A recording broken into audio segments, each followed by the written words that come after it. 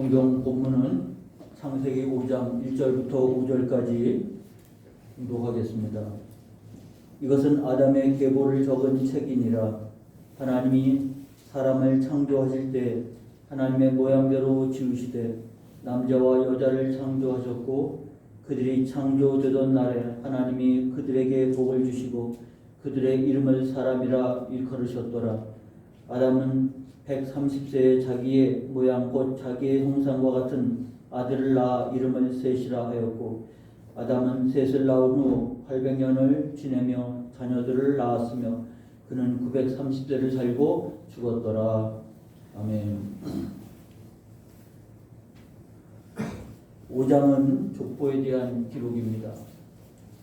족보라고 하는 것이 우리가 아는 것처럼 늘 펼쳐놓고 읽는 책은 아닙니다. 그러나 자주 보지는 않아도, 그러나 족보에 담겨있는 내용은 굉장히 중요하죠. 중요한데 자주 보지는 않는 것이 바로 족보라고 할 수 있겠습니다. 근데 족보에 담겨있는 뜻은 아주 중대한 내용들을 담고 있기 때문에 그냥 읽으면 아무 의미 없이 그냥 이름만 연결되고 몇 세까지 살다가 죽었다고 하는 기억만 되어버릴 것인데, 우리가 그 속에서 의미를 찾는다고 하면 굉장한 메시지를 하나님께서 담아 놓았다고 하는 것을 잘 알게 됩니다. 문제는 이제 하나님께서 창조하시고 창조한 인간이 불순종함으로 인해서 죄를 짓고 타락하고 결국 에덴에서 쫓겨나고, 그의 결과로 가인이 아벨을 죽이는 살인사건까지 죄가 확산 일로에 놓여 있는 상태를 보게 됩니다. 그런 과정에서 과연 범죄한 인간의 모습은 어떠한가 하는 것입니다. 창조하실 때 하나님이 하나님의 형상대로 사람을 창조하셨다고 했는데, 이와 같이 범죄하고 타락한 인간에게 있어서 어떤 일들이 벌어졌는가 하는 것을 먼저 생각해 보는 겁니다. 오늘 본문 속에 보면 하나님께서 여기 3절에 보니까 아담의 이야기가 나오는데, 아담은 130세에 자기 모양 곧 자기의 형상과 같은 아들을 낳아 이름을 셋이라 했다 그랬으니, 가인이 아벨을 죽이고 난 다음 가인의 후손의 이야기가 4장에 나옵니다. 아벨의 후손이 끊겼기 없기 때문에 이와 같이 가인의 후예만 남는 상황에서 하나님이 아담에게 셋을 허락하셔서 셋의 후손이 아담의 자손으로 이어져 가게 되는 것입니다. 그런데 여기에 기록되어 있는 것을 보니까 자기의 형상, 아담이 하나님의 형상으로 만들어졌는데 그 아담이 아담의 형상으로 셋을 낳았다고 했으니까 타락한 이후에도 하나님의 형상은 잃어버리지 않은 거예요. 그러니까 이것이 얼마나 중요한가라는 것을, 하나님의 형상으로 지음받았다고 하는 것을 우리가 지난번 살폈는데, 일단은 하나님의 형상으로 만들어진 인간이니까 인간은 하나님께서 존귀하게 만드셨다고 하는 것입니다. 그래서 어떻게 하다가 맨 마지막에 찌꺼기로 만든 것이 아니에요.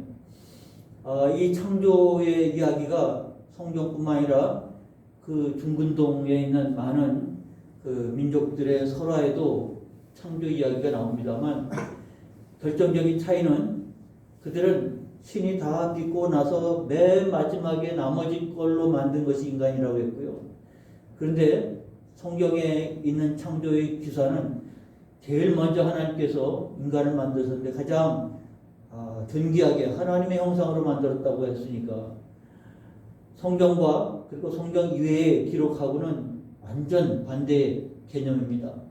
만들다가 제일 찌꺼기로 만든 것이 인간이라고 그렇게 말하고 있는 세상의 그런 이야기 속에서 성경은 우리를 가장 하나님께서 존귀한 하나님의 형상으로 만들었다고 하는 것에 대해서 제 우선으로 강조하고 있는데, 비록 타락했다 할지라도 하나님의 형상은 계속 자녀에서 자녀에게로, 자녀에서 또 자녀에게로 이어져 간다고 하는 것을 생각하면 이것이 얼마나 소중하고 귀한 일인가. 그래서 3절에 기록한 이 말씀이 자기 형상과 같은 아들을 낳았다. 그러니까 아버지 얼굴과 똑같은 아들을 낳았다라고 하는 개념보다는 하나님의 형상을 이어 나갔다고 하는 것입니다. 하나님의 형상은 바로 우리가 존엄하게 하나님께서 우리를 만드셨다고 하는 것이고, 이것은 죄를 짓고 타락에도 잃어버리지 않았다고 하는 것이 너무 감사한 거죠. 뿐만 아니라 이와 같은 하나님의 형상으로 지어졌기 때문에 우리가 하나님과의 영적 교제가 가능한 것, 찬양과 기도를 할 수가 있다고 하는 것입니다. 그래서 이 5장 앞에 4장 맨 끄트머리에 기록된 말씀이 의미심장한 말씀이 나와 있어요. 4장인데 25절 26절인데, 아담이 다시 자기 아내와 동침하며 그가 아들을 낳아 그 이름을 셋이라 하였으니 이는 하나님이 내게 가인이 죽인 아벨 대신에 다른 씨를 주셨다 함이며, 셋도 아들을 낳고 그 이름을 에노스라 하였으며 그때 사람들이 비로소 여호와의 이름을 불렀더라.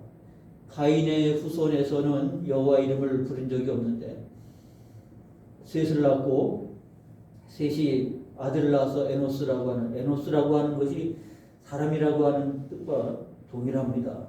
그러므로 이 아담의 자손, 아담의 후손, 가인도 아담의 후손이지만 범죄함으로 인해서, 살인함으로 인해서 가인의 후손이 되어버릴 수밖에 없는 우리에게 경건한 자녀, 셋의 자녀를 하나님께서 낳으시고, 그들은 여호와의 이름을 불렀다고 하는 것은요, 하나님의 형상을 가지고 있기 때문에 바로 하나님의 형상대로 하나님을 예배하는 자가 되었다고 하는 것입니다. 그러므로 타락한 이후에도 이것을 잃어버리지 않았다는 것이요, 하나님과의 관계가 완전 단절되지 않고 하나님을 예배하고 하나님을 찬양하고 하나님과 기도하고 하나님과 교통할 수 있는 끈을 상실하지 않았다고 하는 것이 너무 감사한 것이죠. 그러므로 아담의 족보 속에서 제 우선으로 우리가 이것을 확인해 볼 수 있는 겁니다.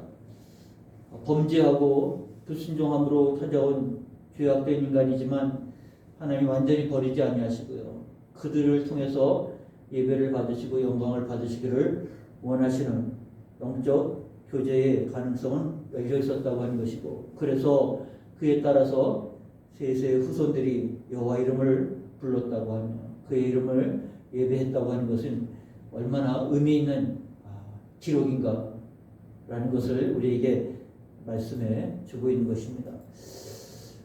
그리고 두 번째는 여기에 가장 핵심되는 것은 에녹의 이야기입니다. 아담의 7대 후손인데 5장 24절에 보니까 에녹이 하나님과 동행하더니 하나님이 그를 데려가심으로 세상에 있지 아니하였더라. 족보 속의 이 잠깐의 기록이 굉장히 우리에게 의미심장한 메시지를 전해줍니다. 우리가 아는 것처럼 에녹은 하나님과 300년 동안 동행하다가 하나님이 그를 이 땅에서 다른 모든 사람들이 몇 년을 살든 결과는 죽었더랍니다. 죽었더라. 그런데 에녹은 하나님이 죽음을 보지 않고 데려가셨다. 데려가다라고 하는 이 단어가 히브리어로 라카하우라고 하는 단어인데 쉽게 쓰는 단어가 아니죠. 우리가 경험하지 못한 영역으로 옮겨졌다고 하는 그런 뜻으로 쓰여지는 단어인데, 쉽게 우리가 이해하면 영생은 죽음을 보지 않고 영생이라고 하는 개념으로 이해를 합니다. 하나님이 데려가심으로 세상에 있지 아니한 죽음을 보지 않고 모두가 다 타락하고 범죄함으로 다 하나님 앞에 하나님의 형상으로 태어났다 할지라도 결국 우리에게 숙명처럼 찾아온 것은 죽음을 보지 않고 넘어갈 수 있는 사람이 없는데, 구약 성경에 단 두 사람만, 에녹과 그리고 선지자 엘리야만이 죽음을 보지 않고 영생, 라카흐라고 하는 이와 같은 개념으로 하나님이 데려가셨다. 이것이 영생의 자리, 영생의 영역으로 데려가셨다고 하는 기록을 우리가 에녹을 통해서 보게 합니다. 그래서 이거는 흔하지 않는 이야기고, 우리가 아는 아브라함도 모세도 다 이 땅에서 삶을 마쳤는데 죽음을 보지 않고 옮겨졌던 소수의 사람, 바로 두 사람이죠. 에녹과 엘리야 이야기 중에서 에녹의 이야기를 오늘 기록을 하고 있습니다. 그런데 이것을 예수님께서 우리에게 요한복음 5장 24절이죠. 여기 에녹의 이야기, 하나님이 그를 데려왔다는 것은 창세기 5장 24절이고요. 요한복음 5장 24절 똑같은데 성경만 다르잖아요. 내가 진실로 진실로 너희에게 이르노니 내 말을 듣고 또 나 보내신 이를 믿는 자는 영생을 얻었고 심판에 이르지 아니하는 사망에서 생명으로 옮겼느니라. 영생이라는 말이 구약에서는 오직 두 사람만 쓸 수 있었던 단어인데 라카우라고 하는 단어는 오직 하나님께서 에녹과 엘리야만 데려가심으로 사용되었던 영생인데 이것이 예수님에게 이르러서는 내 말을 듣고 나 보내신 이를 믿는 자는 영생을 얻었고 이게 주께서 우리에게 약속하신 영생의 개념입니다. 심판에 이르지 아니하고 사망에서 생명으로 옮겼느니라. 이것은 영생이라고 하는 말을 우리가 사용을 하고 있고 믿습니다고 고백을 하고 있는데 이 일의 첫 그림자는 바로 에녹입니다. 에녹은 죽음을 보지 않고 하나님이 데려가신 라카흐가 되어진 사람인데 이것은 희귀한 일이고 특별한 두 사람에게만 해당되는 일이었는데 예수님이 이 땅에 오심으로 말미암아 예수님을 믿는 자, 예수님을 보내신 하나님을 믿는 자는 영생을 얻었다 그랬으니 이것은 하나님의 약속입니다. 사망에서 생명으로 옮겨지는, 비록 우리는 사망의 과정은 거칠지라도 에녹과 같이 엘리야와 같이 하나님의 특별한 곳으로 옮겨가는, 바로 데려가는, 그래서 사망에서 생명으로 옮겼다고 하는 증언을 예수님께서 직접 하고 있는 것입니다.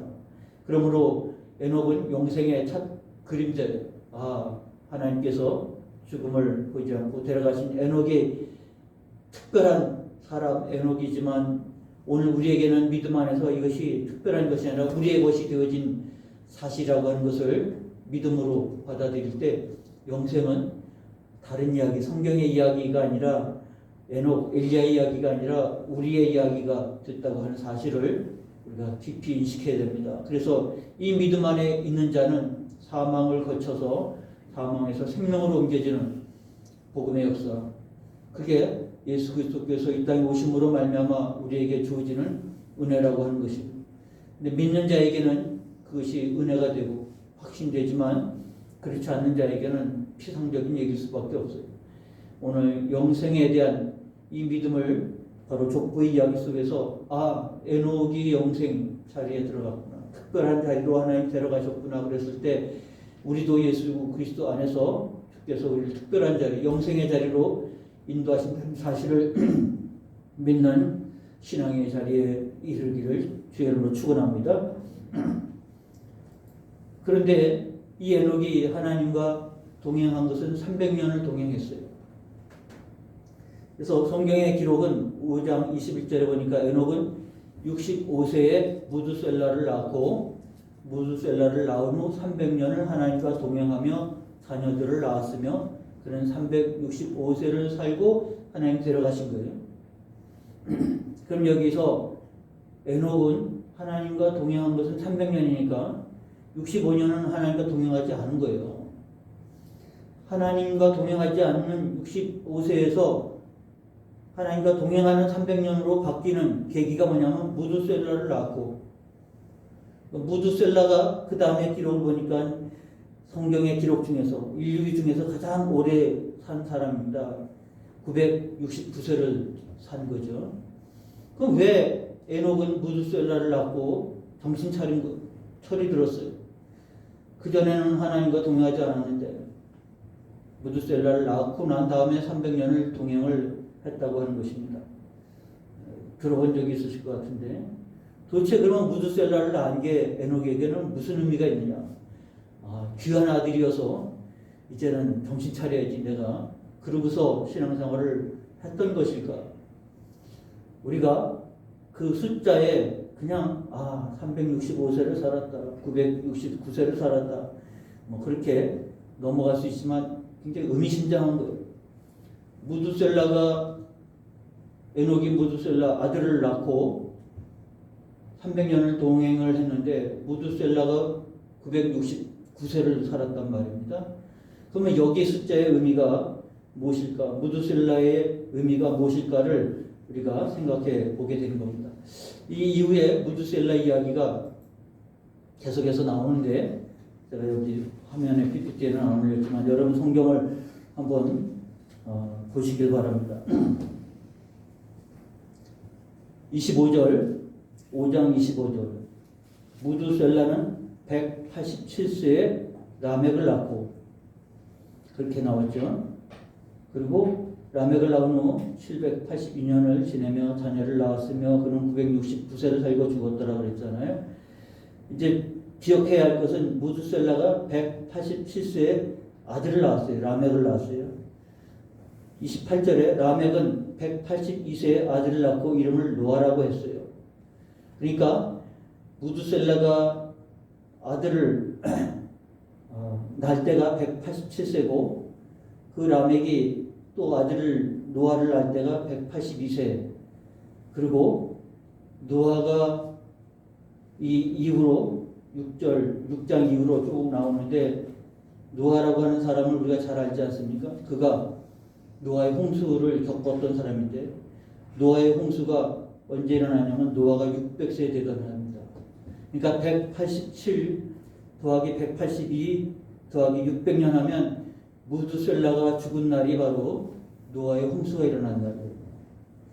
그러니까 노아가 무두셀라를 낳고 300년을 동행한 것은 무두셀라를 통해서 하나님의 메시지가 임한 거죠.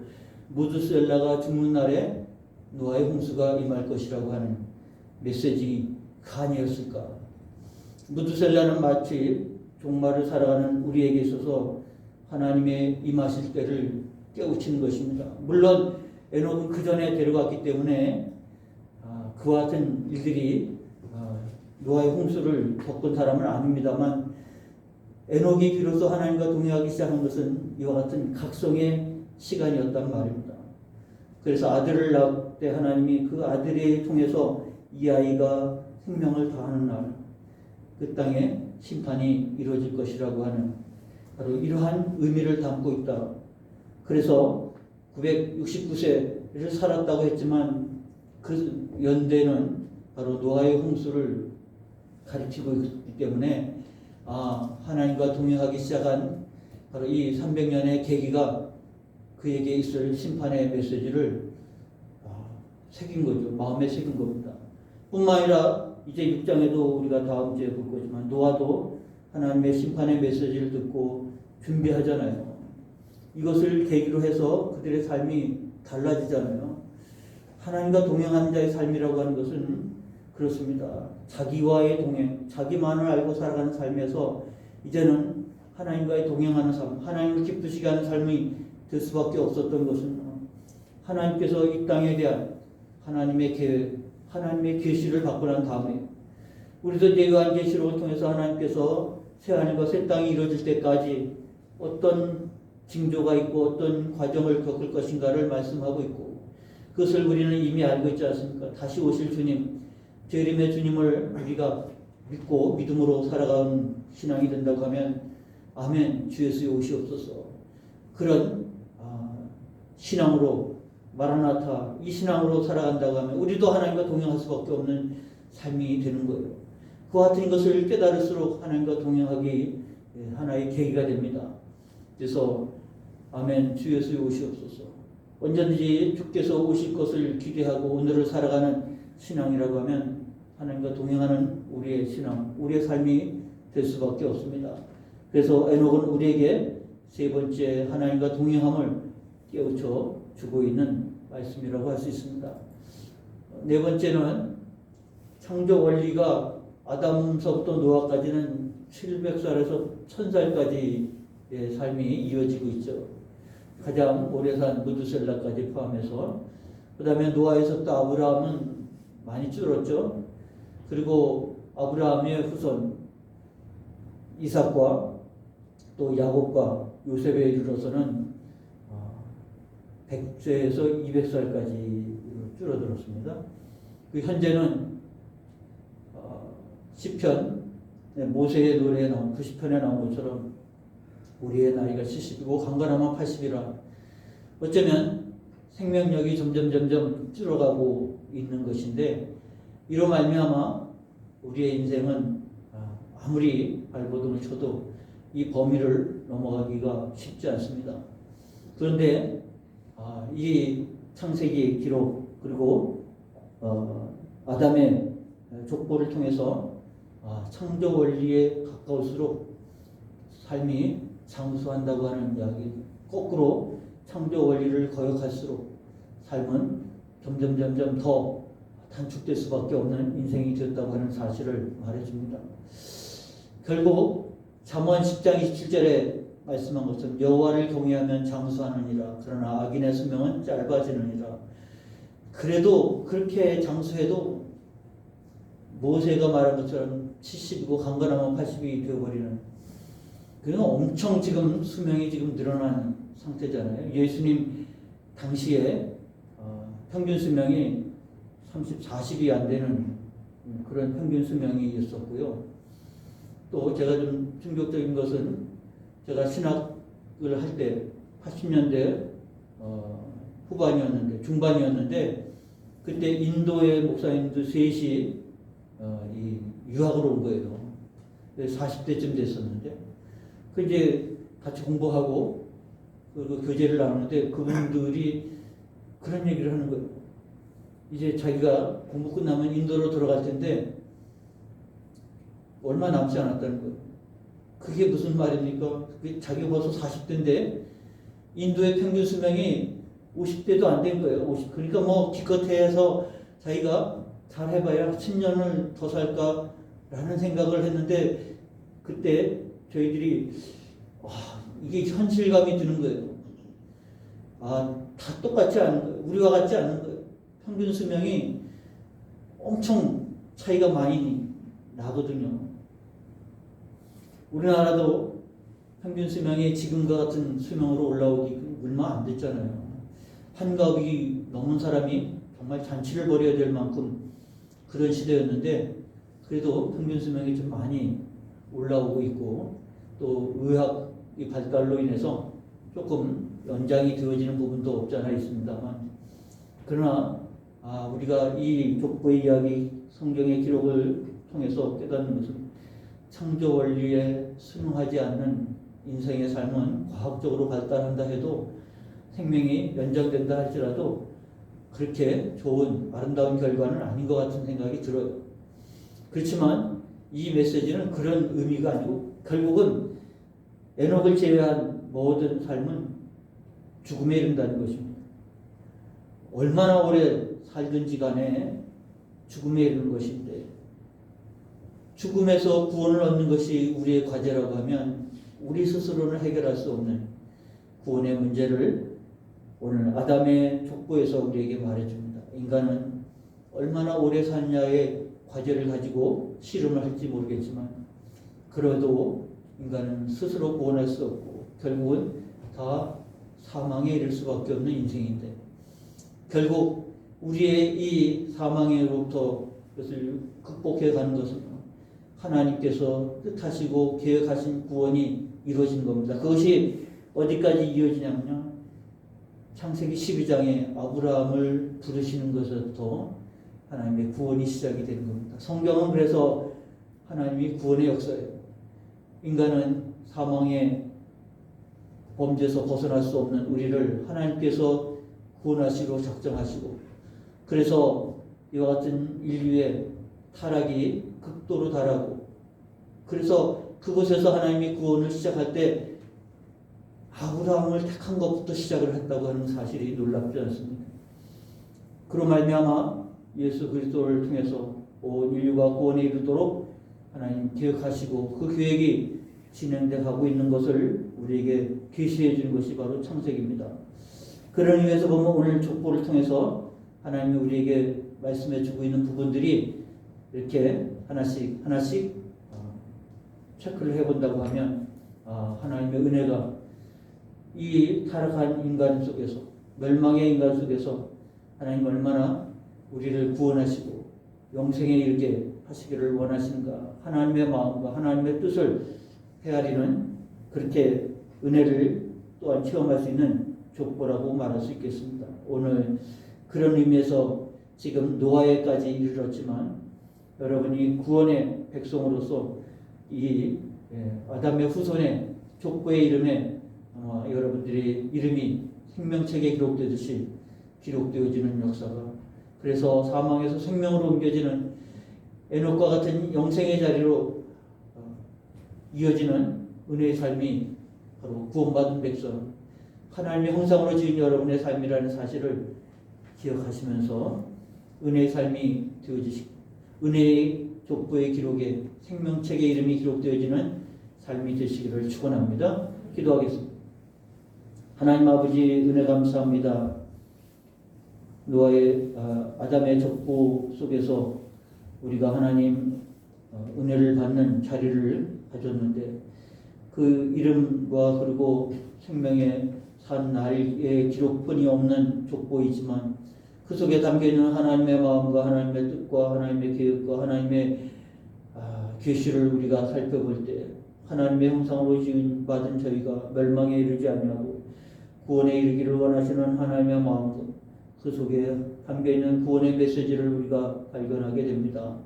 하나님, 참으로 우리가 영생에 대한 소망이지만 하나님, 참으로 에녹과 같은 영생의 삶이 오늘 우리에게도 주어졌다는 사실을, 믿음으로 말미암아 이루어졌다는 이 사실을 붙잡고 살아간 저희가 되게 하시고, 그래서 이 땅에 사망이 오고 결국 죄의 결과로 인한 삶이 우리에게 주어지겠지만 그럼에도 불구하고 우리가 하나님을 기쁘시게 하는, 하나님과 동행하는 자의 삶을 살아가는 이 세상이 되게 하여 주옵소서.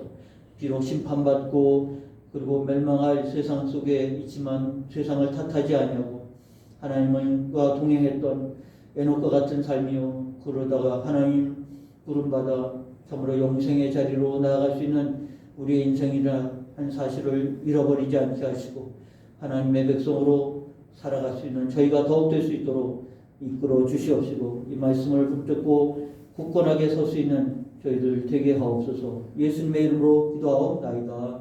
아멘. 찬송 308장 부르고 중보기도 하시고 주기도문으로 예배를 마치시기 바랍니다.